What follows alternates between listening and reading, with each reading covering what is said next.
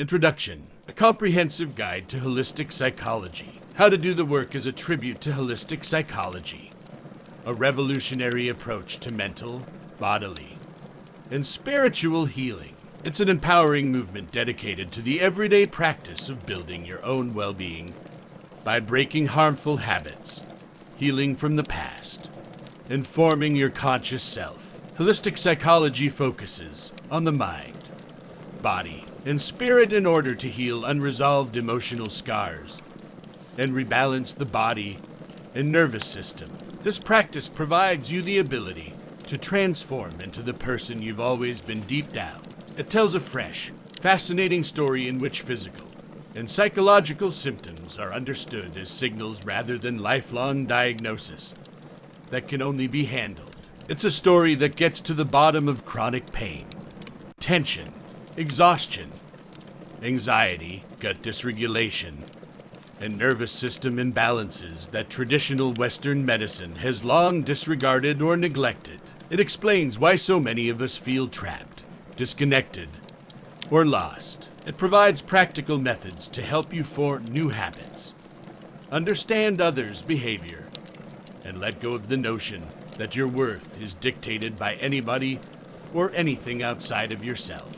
If you commit to performing the work every day, you will eventually glance in the mirror and be astounded by the person who stares back at you, because the body, mind, and soul are connected.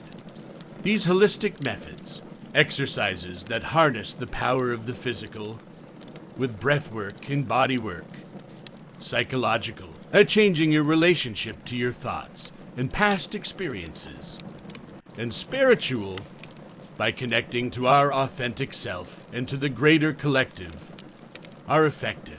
They work because they are founded on both epigenetic research and the fact that we have significantly more control over our mental health than we may realize. Healing is a deliberate process that may be experienced on a daily basis by altering our behaviors and patterns. So many of us are unaware of our surroundings. We traverse the world on blind autopilot, engaging in automatic, repetitive behaviors that don't serve us or reflect who we are at our core or what we truly seek. Holistic psychology allows us to reconnect with our inner guiding system, which has been disconnected due to conditioned habits learned as children. Holistic psychology assists us in discovering our intuition voice, trusting it, and letting go of the personality that has been patterned and shaped by our parents, friends, teachers, and society at large, allowing us to bring consciousness to our unconscious self. You'll find a new paradigm for an integrative approach to healing that includes the mind, body, and soul in these pages. Please understand that I am not arguing for the deconstruction of the old model. I am not implying that the tools of traditional psychotherapy and other therapeutic models aren't valuable. Instead, I propose a method that incorporates components of a variety of modalities, from psychology and neuroscience to mindfulness and spirituality practices, in order to build what I think to be the most effective and integrative healing and wellness strategies. I've included lessons and insights from classic models like cognitive behavioral therapy, CBT, and psychoanalysis, as well as holistic features that mainstream psychology hasn't fully embraced as of this writing. It's critical to recognize that holistic psychology is based on freedom, choice, and, ultimately, empowerment. Some things will strike a chord with you, while others may not. The goal is to employ the techniques that work best for you. Simply making a decision can assist you in connecting more profoundly with your intuition and real self. Self-healing, the ability to heal oneself, is a form of self-empowerment, because no one outside of us can fully know what is best for each of us in our uniqueness. Self-healing is not only feasible, but also our reality as human beings. Problematically, decent health care, particularly mental health treatment, is out of reach for far too many of us. We live in a society where access is severely skewed based on where we live, what we look like, and who we are. Even those of us who are fortunate enough to be able to afford the type of care we require are frequently confronted with the sobering reality that not all care is made equal, even if we are fortunate enough to locate a truly helpful provider. The quantity of face-to-face time we have with that person is restricted. This book provides a self-directed learning paradigm that includes the information and prompts you need to accomplish the task of self-healing every day. Understanding your past, listening to it, seeing it, and learning from it is a process that allows for significant change that sticks around and makes actual transformation possible. There are 3 components to how to do the work as we become aware of our conscious self: the power of our thoughts and the impact of stress and early trauma on all of our body's systems. The first half lays the groundwork and enables us to comprehend how physical dysregulation in our bodies prevents us from making mental and emotional progress. We'll peel back a layer and enter the mind in the second section. We'll look at the conscious and subconscious minds, understanding how our parents' tremendous programming impacted our lives, resulting in thought and behavior patterns that endure today. Then we'll go a little deeper into our minds to meet our inner kid. We'll talk about how our ego stories protect us and keep us repeating relationship patterns we've had since we were kids. We'll discover how to apply the knowledge we've received to achieve the emotional maturity that allows you to connect more truly with people in the final section, which I regard to be the work's essence. There is no such thing as an island. We are social creatures, and we won't be able to connect meaningfully with the people we care about unless we can truly represent our authentic self. This lays the groundwork for cultivating a sense of oneness with the collective we, or with something bigger than ourselves. I've included suggestions and resources to help you along the road, no matter where you are in your trip. To begin this transition, all you need is your conscious self, a desire to delve deep, and a realization that change is difficult, and that the road ahead will be bumpy at times. There are no quick cures here, which is a difficult reality to accept, especially for those of us who have been conditioned to believe in the magic bullet answer. I'll be the first to admit that the work is, well, work. There are no quick fixes, and no one else can help you. It might be unsettling, if not downright frightening, to take an active role in your own healing.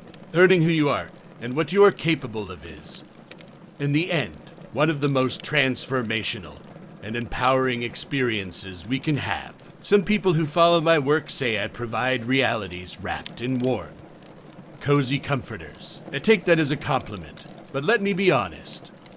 There is such a thing as becoming too comfortable. Healing is rarely a simple process. It's both unpleasant and horrifying at times. It entails letting go of stories that limit and harm you. It entails letting go of a part of yourself in order to resurrect another. Not everyone aspires to improve, and that's perfectly fine. Some people's identities are intertwined with their illnesses. Others are afraid of actual wellness because it is unknown and unpredictable. It's reassuring to know exactly how your life will unfold, even if that fact makes you sick.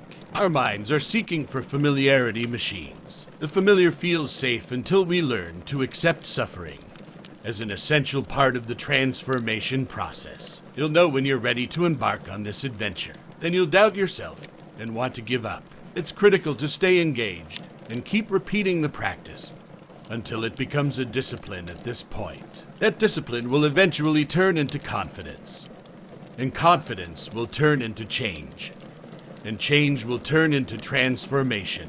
Nothing out there has anything to do with the real work, and everything boils down to what's inside of you. It originates with you. The first step, which is quite difficult, is to start imagining a future that differs from the present. Close your eyes for a moment. You're ready to move forward once you've visualized a different reality than the one you're in. And if you're having trouble visualizing that future, you're not alone. This mental block is for a cause. Please bear with me. This book was written specifically for you. Since I was that person, let's get this party started. You're the best healer you know. This situation is probably familiar to you. You make the decision to make a change in your life today. You'll start going to the gym, eating less processed food, avoiding social media, and breaking up with a thorny ex. You're adamant that these adjustments will last this time. Mental resistance emerges later.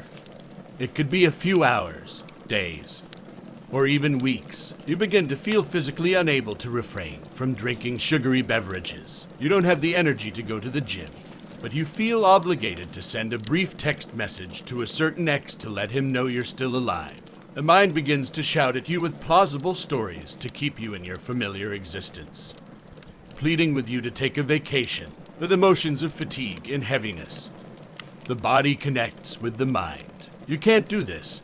The overarching theme becomes. Stuck was the most prevalent word used by my clients to describe how they felt during my decade as a researcher and clinical psychologist. Every client came to therapy with the intention of changing their lives. Some people wished to change their habits, learn new behaviors, or find strategies to quit loathing oneself. Others desired to effect change outside of themselves, such as altering a tense relationship with a parent, spouse, or coworker. Many people desired and need interior as well as exterior improvements. I've worked with both wealthy and poor people, as well as those who have been incarcerated and outcast by regular society. Every client felt stuck in unhealthy habits, harmful behaviors, predictable and troublesome patterns, and it made them feel lonely, isolated, and hopeless, regardless of their backgrounds. Almost all of them were concerned about how their stuckness was seen by others, and they were frequently preoccupied with the many ways in which everyone in their lives saw them. Most had a genuine conviction that their inability to maintain change was a sign of deeper, underlying damage or unworthiness.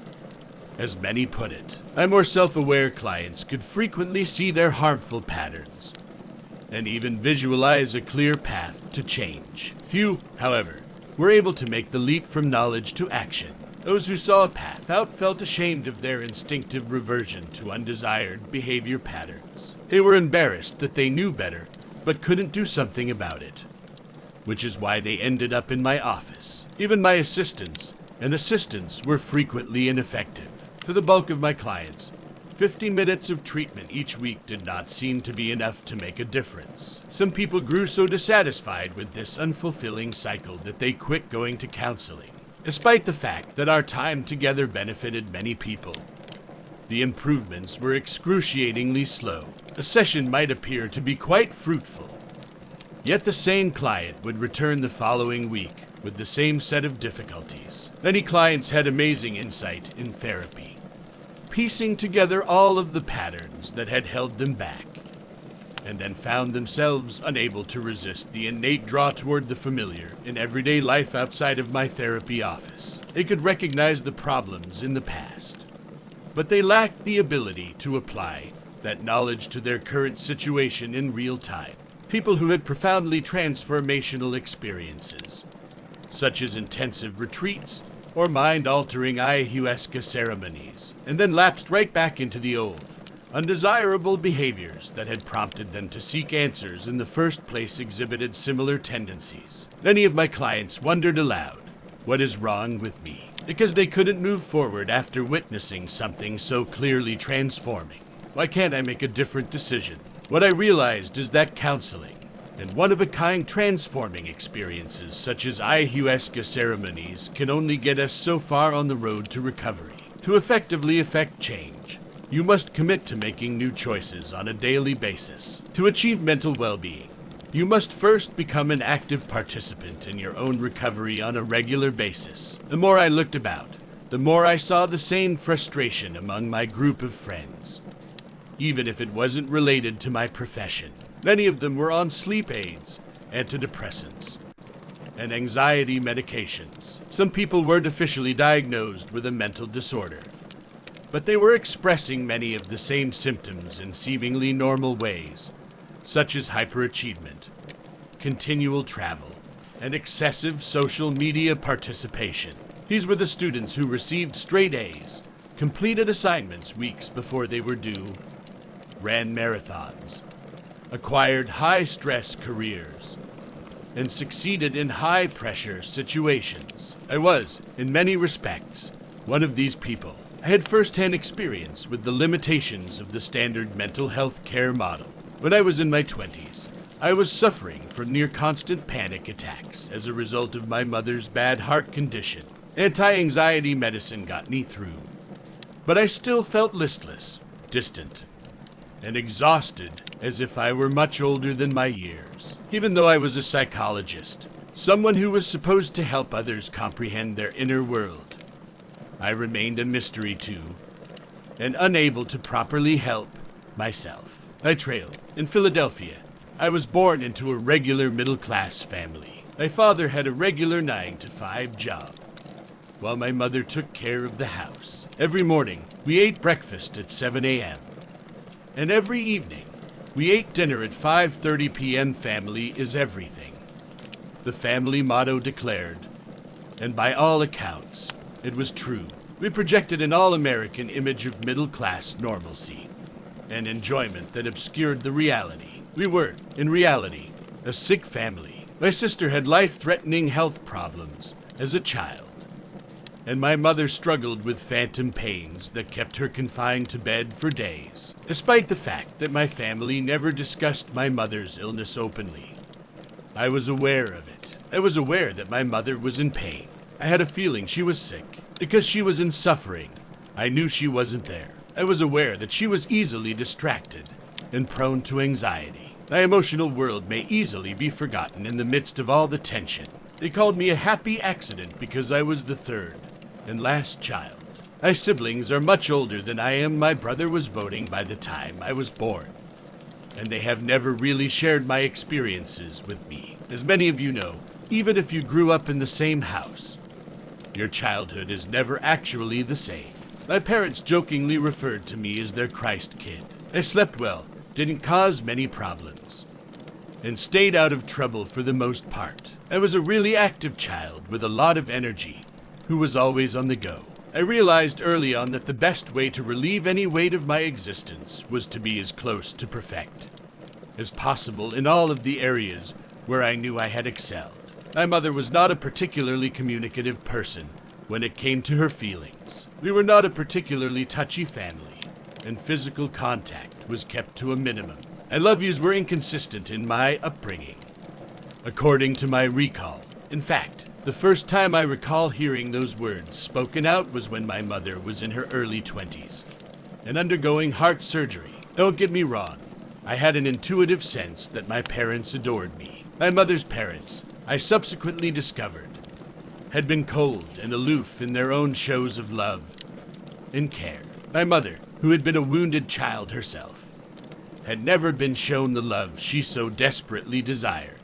As a result, she struggled to communicate her affection for her own children, whom she adored. The family as a whole lived in a state of emotional avoidance, ignoring everything that was unpleasant. No one said anything to me about my behavior when I started acting out, briefly discarding the Christ child pose, partying before I'd even officially become a teenager, and stumbling home with red eyes and slurring my words. This avoidance would continue until repressed emotions bubbled to the surface, overwhelmed them, and exploded. When my mother read a personal note from me and discovered evidence of my drinking, she got upset, throwing things, crying, and screaming, "You're going to kill me. I'm having a heart attack, and I'm going to die right now." Growing up, I often felt different from the people I met, and I've always been curious about what made people act the way they did.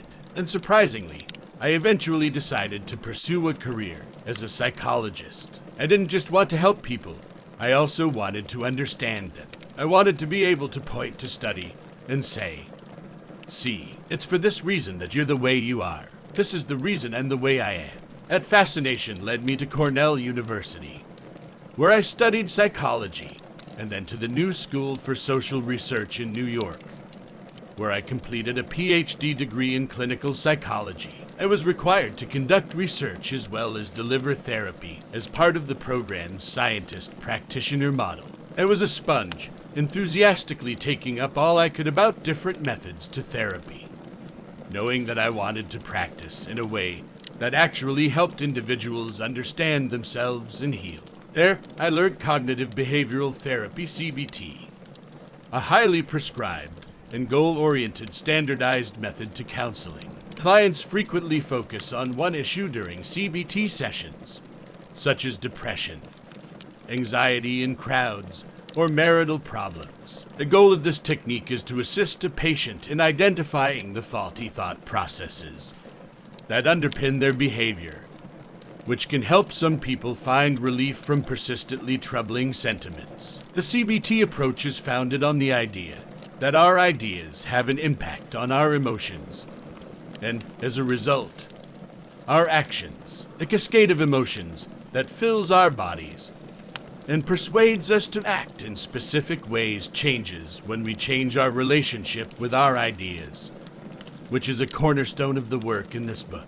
Because of its highly replicable or repeatable structure and format, CBT is frequently referred to as the gold standard in psychotherapy. While it taught me a great lesson about the power of our thoughts while I was studying it, it can be a bit restrictive in the actual world. In the end, it felt restricting and not truly personalized to the specific individual in front of me in my practice with clients. Interpersonal therapy, a significantly more open-ended therapeutic paradigm that exploits the tie between client and practitioner as a catalyst for healing other relationships in the client's life, drew me in throughout my doctoral studies. The ability to engage in a new, healthy dynamic with a therapist can be immensely beneficial for most of us who have poor interpersonal dynamics in some aspect of our lives, whether with family, lovers, friends, or colleagues. How we present ourselves in our relationships is a reflection of our overall health,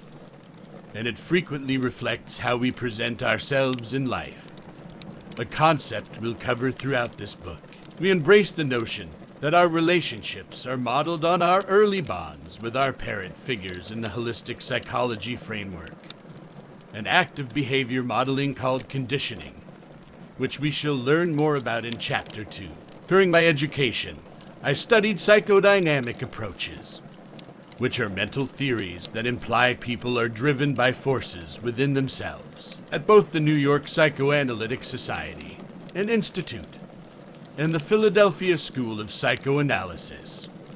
I studied these models, which are commonly associated with the cliché of the couch and the pipe-smoking analyst. There, I learned about the subconscious's pull, which is a deeply rooted component of our mind that stores our memories and is the source of our drives, or innate impulses, or motives. The understanding of the importance of our subconscious that I received as I began practicing therapy was amazing. Every time I noticed that my clients were aware of the aspects of their lives that needed to change, using substances as distractions, exploding in anger in romantic relationships, reverting to childlike behaviors in familial relationships, they'd return to therapy with a story that reflected the same subconscious cycle. I recognized that in myself as well. That realization was crucial in the development and evolution of holistic psychology as a philosophy. I began researching and working in the substance abuse recovery field while learning these new modalities. I facilitated a program to help people with substance abuse issues develop the interpersonal skills they need to support their recovery processes. And I ran outpatient and inpatient substance abuse treatment groups. This gave me a better understanding of what people who struggle with substance abuse go through on a daily basis. These experiences eventually led me to the conclusion that addiction isn't limited to specific substances, and experiences like alcohol, drugs, gambling, or sex, cycles of human emotions, can also be addictive. When we seek or avoid certain emotional states as a way of coping with trauma, emotional addiction becomes particularly powerful. Studying addiction taught me about the inextricable link between our bodies and minds, as well as the central role of the nervous system in mental health, which we'll go over in more depth later in this book. I tried to incorporate outside elements into my psychology practice at various points throughout my postdoctoral work. Mindfulness, in my opinion, provided us with a wealth of opportunities for self-reflection and self-awareness. I tried to persuade my doctoral advisor to let me study the practice of meditation and its impact on addictive behaviors for my dissertation project after conducting and publishing my own research on the subject one. I received a negative response. He didn't think mindfulness had therapeutic value. He dismissed it as a passing fad that didn't merit further investigation. With hindsight, I can see that a path was being carved out in front of me. My inner guide was demonstrating everything I needed to know in order to create a holistic healing model. I started my own private practice, incorporating many aspects of all of the modalities I'd learned about. I became frustrated after several years of providing an integrative approach to therapy. My clients were becoming more aware of their surroundings. But progress was slow. Their self-assurance was eroding. At the same time, I was losing faith in myself. As if for the first time, I took a good look around me. Every single one of my clients who came to me for psychological help also had physical symptoms. I started asking new questions after I graduated from high school. Why did so many of my clients have digestive problems, ranging from IBS to constipation? Why did autoimmune diseases have such a high prevalence? And why did almost every one of us feel anxious and uneasy all of the time? Without the traditional education I received in school, I am confident that I would not have discovered my path. In creating holistic psychology, I incorporated a lot of what I learned in school. But the more I learned about the mind-body-soul connection on my own, the more I realized how limited my traditional training was. The connection between mind, body, and soul. Close your eyes and close your eyes again. Take a lemon for an example. Its skin is a gleaming yellow. Take a hold of it. Its ridges should be felt. Place it in front of your nose and imagine the fresh scent filling your lungs. Consider slicing a lemon wedge. As you cut through the flesh, keep an eye out for juice. Take a look at the pits that are shaped like ovals. Place the lemon wedge in your mouth now. On contact, your lips might sting. Taste the freshness, the acidity, and the cool citrus. Do you have a tendency to pucker your lips or have a lot of saliva in your mouth? A lemon can elicit an entire sensory response just by thinking about it. Without even putting down this book, you've just experienced the mind-body connection. This visualization exercise is a simple but effective way to demonstrate the connection between the mind and the body. Unfortunately, Western medicine is limited by the belief that the mind and body are separate entities. Clinicians treat either the mind, psychology or psychiatry, or the body, every other branch of medicine, and rarely both at the same time. This arbitrary distinction between mind and body limits medicine's ability to heal, and, in some cases, makes us sicker. For thousands of years, indigenous and Eastern cultures have fully comprehended and honored the connections between mind, body, and soul divided by spirit too, the sense of something greater than ourselves, and have honored them. They've long used ritual and ceremony to connect with the self in order to seek guidance and clarity from ancestors.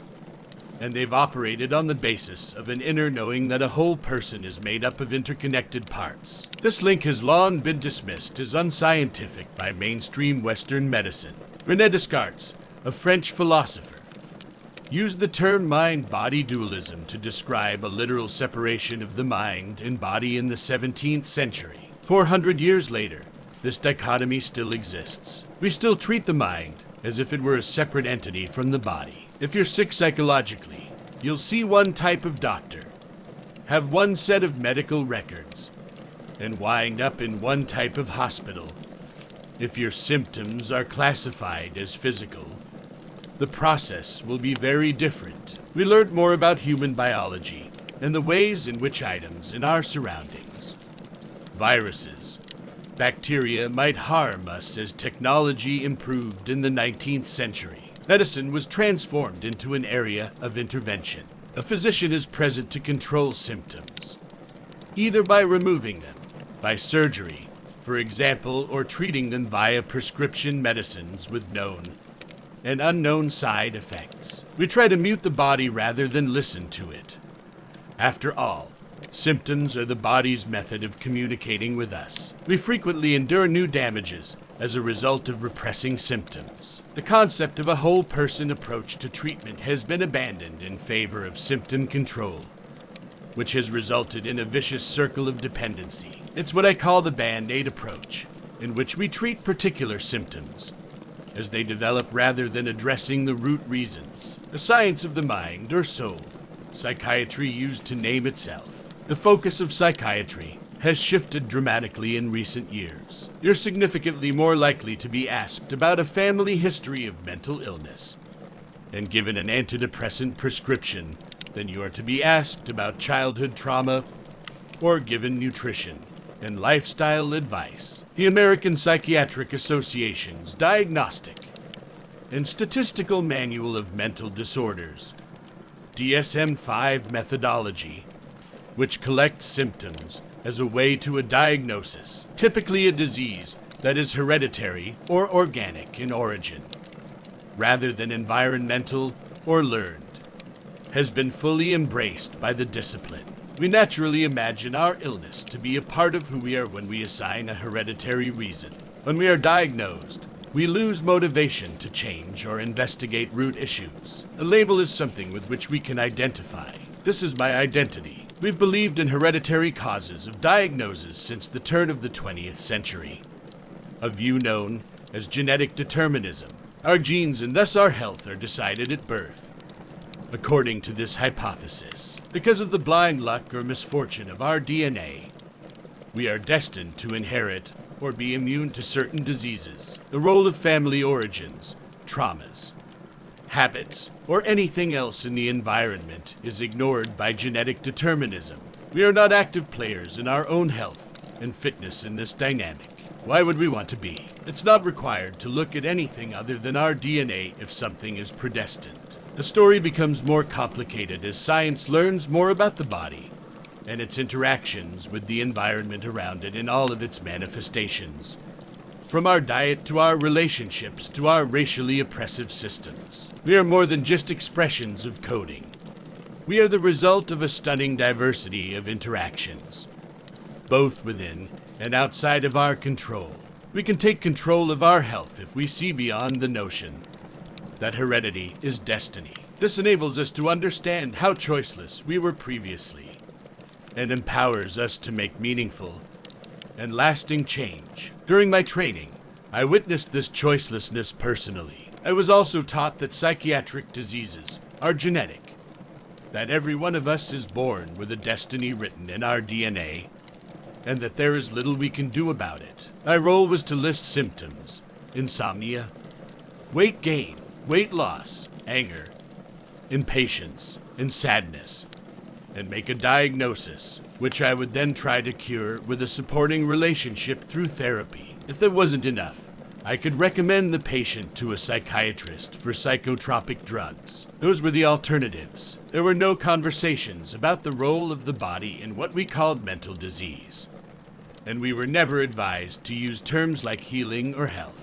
The idea of using the body's power to aid mental healing was condemned as pseudoscience, or, in the worst-case scenario, New Age gibberish. We become powerless and dependent when we don't consider how we might contribute to our own well-being.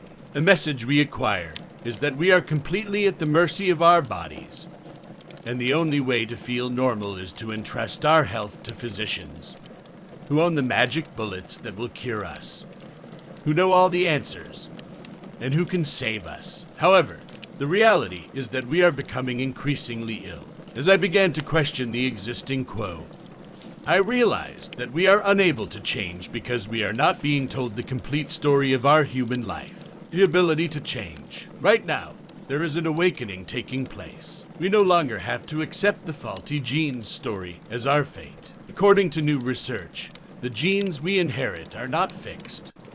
They are impacted by their environment, which begins in the womb and continues throughout our lives. Epigenetics, a remarkable discovery, presents a fresh story about our ability to change. Of course, we are born with a set of genes, but like a deck of cards, we may choose which hands we wish to play to some extent. We may modify gene expression by making decisions about our sleep, nutrition, relationships, and how we move our bodies. For years, biologist Bruce Lipton has preached the importance of epigenetics, which he refers to as the new biology. Along the way, he's been a vocal opponent of genetic determinism, which he sees as a grotesque distortion of biology's truth. In actuality, everything impacts our genes, prompting some to turn on and others to turn off.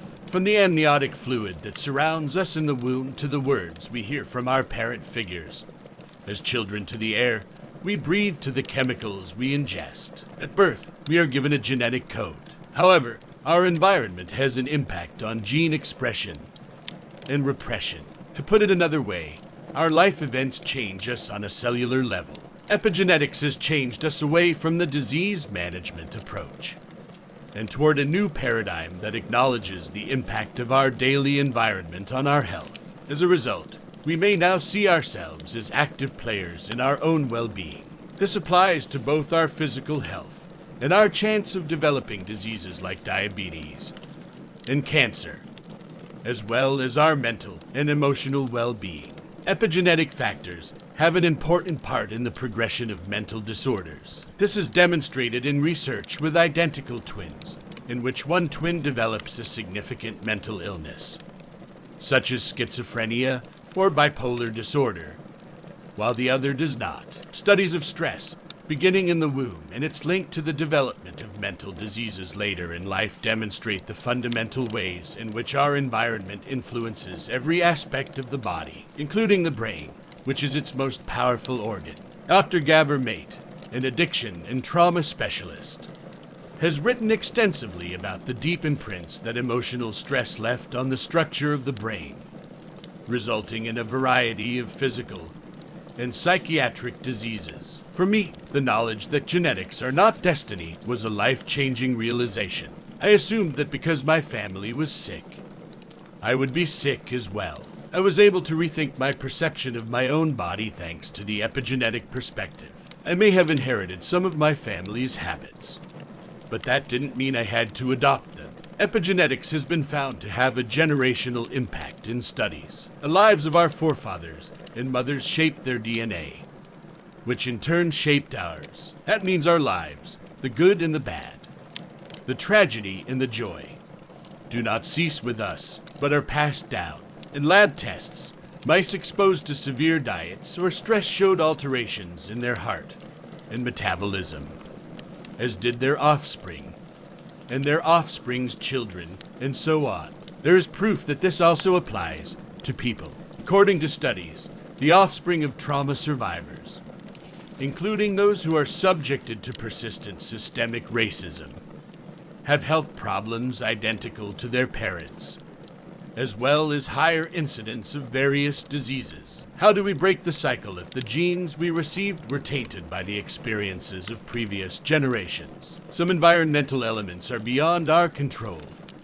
We can't pick the circumstances of our own childhoods, much less the circumstances of our great-grandparents' childhoods. But many are. We can give ourselves the nurturing we may have missed out on as children.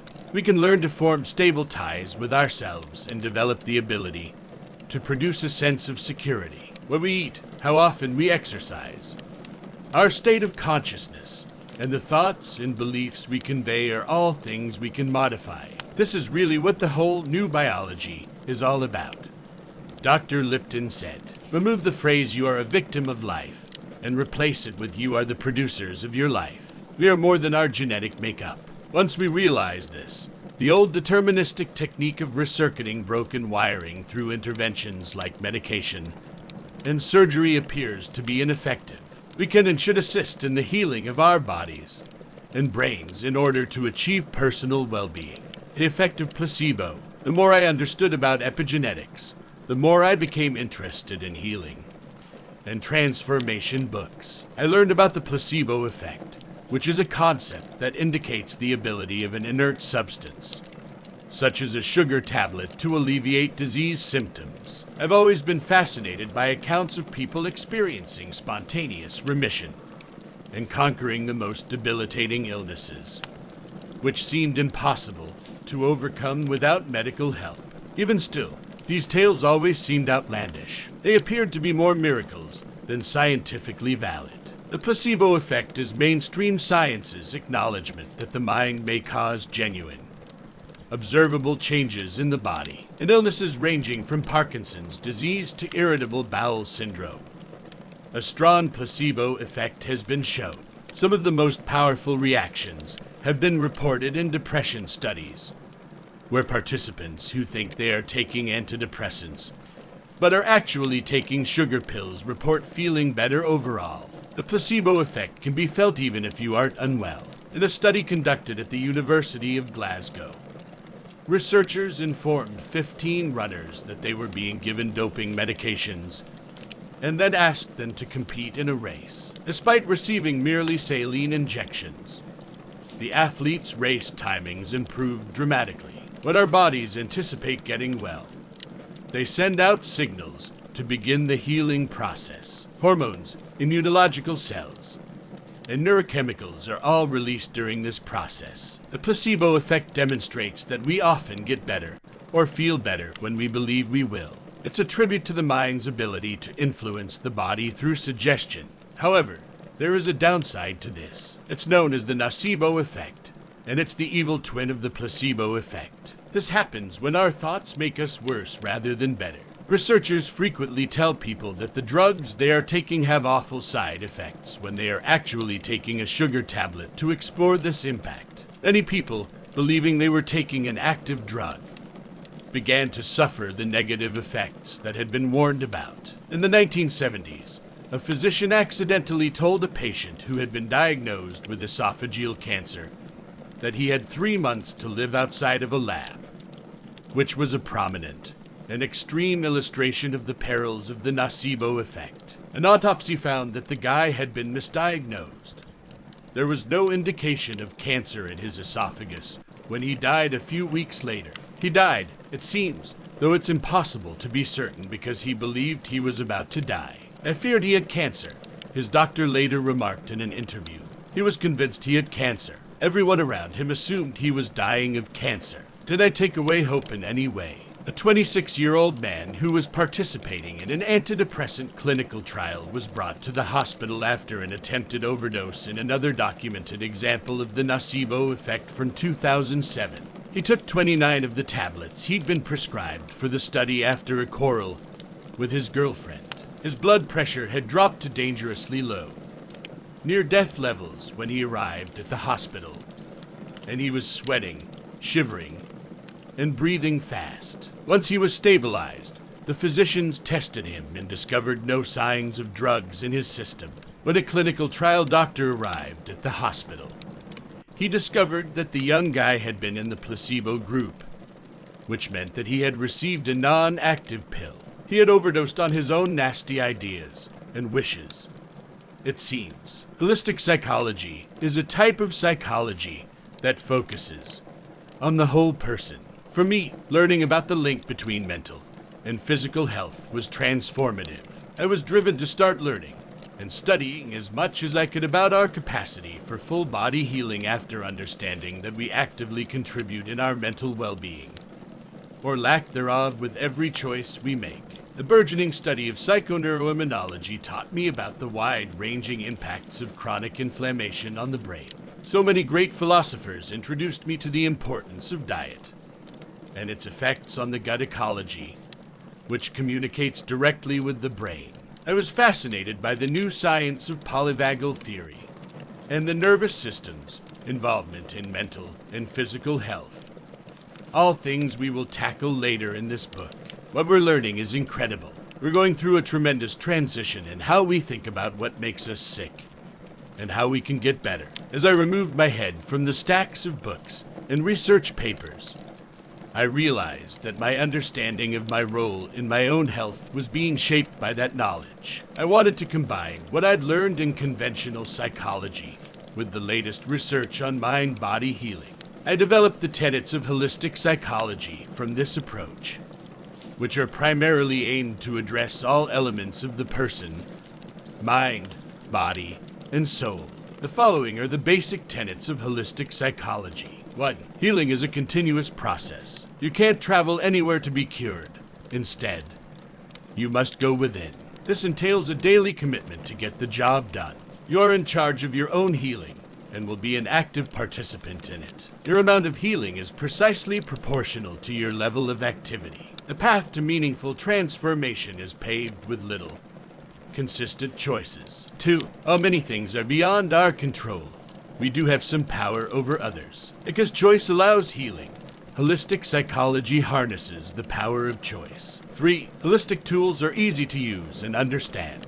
Change may be overwhelming, and it still is. This is because your subconscious mind's primary duty is to keep you safe, and change puts that function in jeopardy. This pull toward the familiar manifests itself in the various discomforts we experience as we shift through these push and pull resistances. The discipline of making persistent, tiny, daily decisions empowers us to maintain change. 4. Taking responsibility for your mental health, while daunting, can be extremely liberating.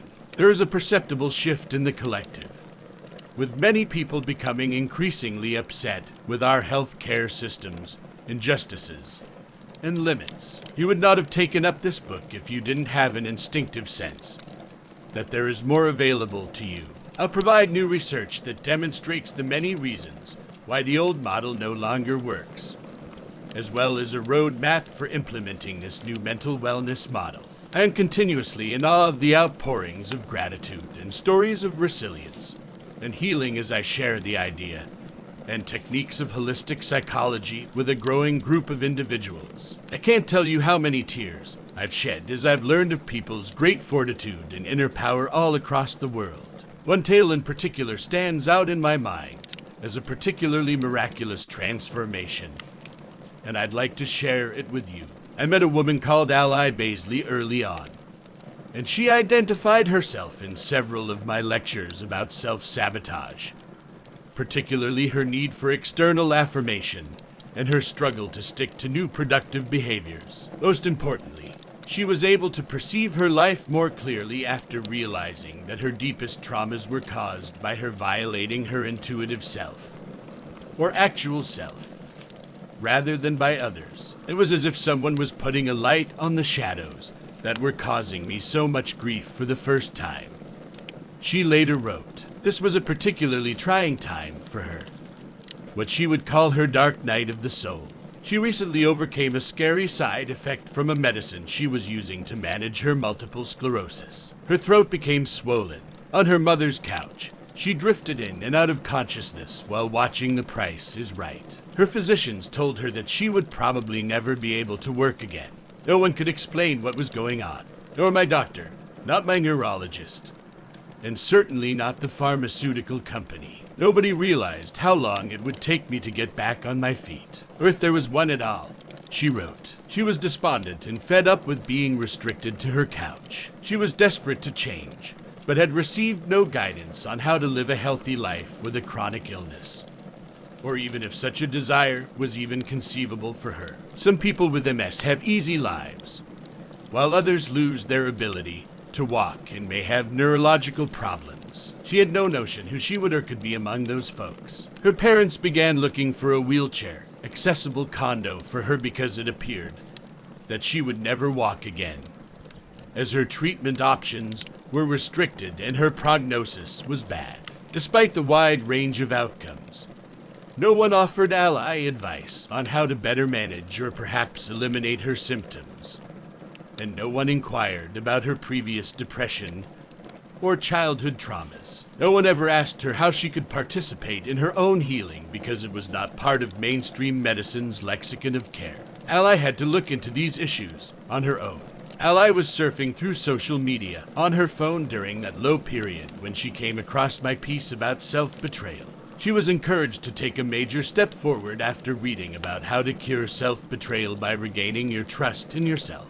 She made the decision to make and follow one tiny daily vow to support her health. The smaller and more enduring the better. She told herself that she would drink 1 glass of water before her coffee every morning. She felt stupid at first. How could a drink of water make a difference in my life? Despite this, She set a reminder on her phone at 6:45 a.m. to drink the water, which she diligently did. She resisted the impulse to make other adjustments after a week, and instead concentrated on her daily victory of drinking her water. She took a breather after finishing her water to congratulate herself and think on how proud she was of herself for sticking to her plan. OMG, look at you go, she'd say to herself. 30 days later, Ally added journaling to her morning routine and began following my instructions for an exercise I devised for my own healing called Future Self-Journaling. This technique allows you to intentionally generate new neural pathways in your brain, leading to new desirable ideas, sensations, and behaviors. Ally has always wanted to establish a journaling practice, but couldn't keep it up before Future Self-Journaling. She only kept her pledge to herself when she mixed journaling with a glass of water, a practice she had already included into her daily rituals. She found early on that it seemed safer to be kinder to her future self than to her current self, and her work mirrored this softer attitude. She began to notice the incessant chatter of negative self-talk flowing through her thoughts. The more she wrote about herself in a kinder way, the more she began to believe in herself. The quieter the conversation got, and her daily acts of self-care and self-love began to expand into the rest of her life. Ally refers to what happened afterwards as a rebirth. She discovered Dr. Terry Wall's work and her namesake protocol, a nutrition and lifestyle program that helps treat MS symptoms. She began to set boundaries. She began to meditate, yoga, and journal on a daily basis. She began to interact with her environment on a whole new level. And, of course, she still drank her daily glass of water each and every day. In a blog post, she stated, "I feel more at home within myself now than I have in the past 14 years. Dreams that have accompanied me throughout my life have been renewed." Ally's MS is now in remission after more than a year. She used to be restricted to a couch, but today she can not only walk upstairs, but she has also begun cycling and even jogging, two sports she feared MS would take away forever. The story of Ally demonstrates the power of decision. She discovered that, even when faced with a dire prognosis, she had the potential to make positive changes. This embrace of choice in our health and well-being is the first lesson I hope you remember as you continue on your own path.